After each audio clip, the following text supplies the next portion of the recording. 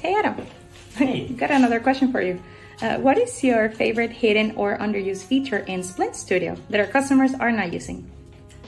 That's a good question. I think I would probably go for what is also a quite new feature. The Splint Studio now is better at being part of workflows and can follow up on dental system or design studio cases. Thanks.